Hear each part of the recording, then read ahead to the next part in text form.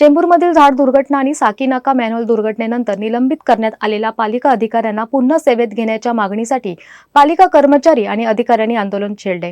चौकशी पूर्ण होण्यापूर्वीच निलंबनाची कारवाई करण्यात आल्याचा आरोप करत म्युनिसिपल मजदूर युनियन, म्युनिसिपल इंजिनियर्स असोसिएशन आणि बृहन्मुंबई म्युनिसिपल इंजिनियर्स युनियनच्या संयुक्त विद्यमानाने परिमंडल 5च्या उपायुक्त कार्यालयासमोर निदर्शने करण्यात आली आहेत। 2 दिवसात निर्णय न झाल्यास तीव्र आंदोलन करून मुंबई ठप्प करण्याचा इशाराही आंदोलनकर्त्यांनी दिला आहे।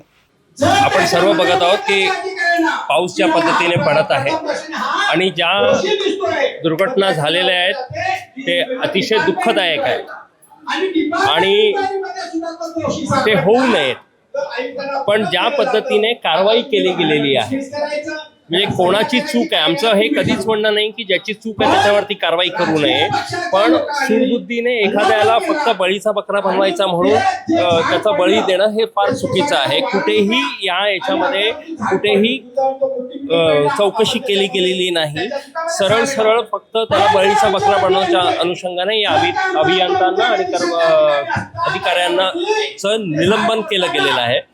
हे निलंबन तातडीने रद्द करण्यात यावं आणि त्यांना कामावर रुजू करून घेऊन त्यांची चौकशी करावी। या कुठल्याही गोष्टीबद्दल एवढा रोष आहे लोकांमध्ये, लोकांना खूप चीड आहे इंजिनियर्समध्ये आणि ह्याच्यामुळे हा सर्व लढा उभारलेला आहे। आणि हे जर समजा लवकरात लवकर हे निलंबन परत नाही घेतलं तर सर्व वार्ड ज्या आहेत त्या वार्डमध्ये आम्ही सर्व वार्ड बंद करायचा प्रयत्न करू आणि एक मोठं आंदोलन आम्ही उभा करू।